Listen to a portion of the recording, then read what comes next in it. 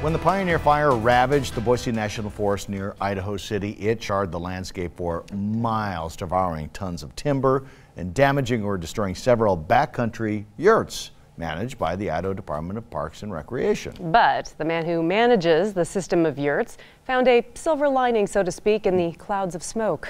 6 on your side Steve Liebenthal shows us in tonight's Idaho Backroads Report.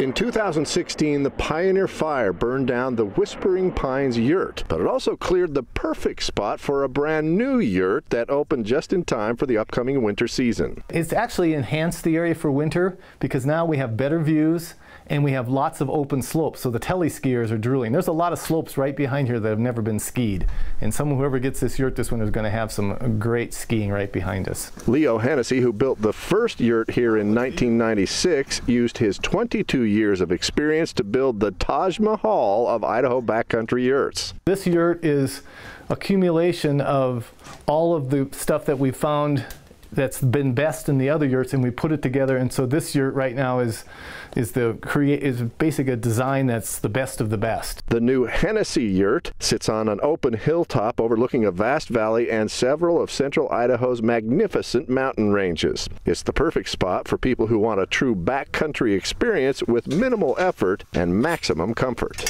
But you don't have to bring a stove, you don't have to bring a tent, you know, so it's a wonderful way to be able to get out into the wilderness and be comfortable and warm and cozy. The yurt is equipped with beds for 6 people, a wood-burning stove for heat, a propane stove for cooking, and a small solar panel that provides just enough energy for interior lights, but by design, not enough to plug in a laptop. And forget about social media and texting. There is no cell service on this mountaintop, but there is plenty to see. We were actually here on the last full moon that evening, and the moon came up directly over there, and it was gorgeous.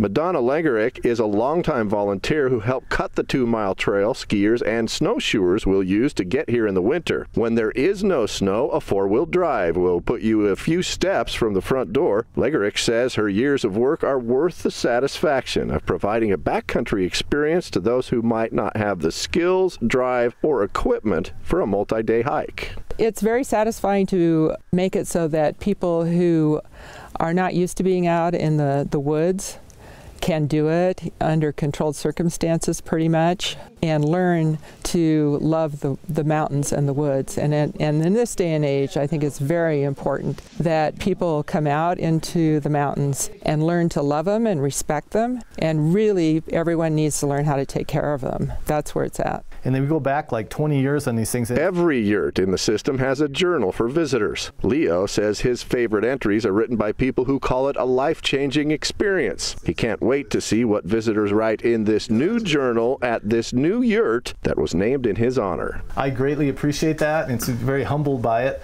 but also it made me work to make this the best. So if you want to come see the best yurt up here, it's the Hennessy yurt, because it's the newest and has all the ideas, and it's a great experience up here. I mean, just sitting out here out on the deck with a glass of wine and watching the sun come up or to go down is an amazing experience. Steve Liebenthal, 6 on your side. It does look beautiful there. Oh, the view. Yes, there are absolutely. 6 yurts in the Idaho City system. Each one costs $115 per night. Reservations are available up to 9 months in advance at Idaho Parks and Rec's website. Coming up on 6 on your side, a look at how proceeds from this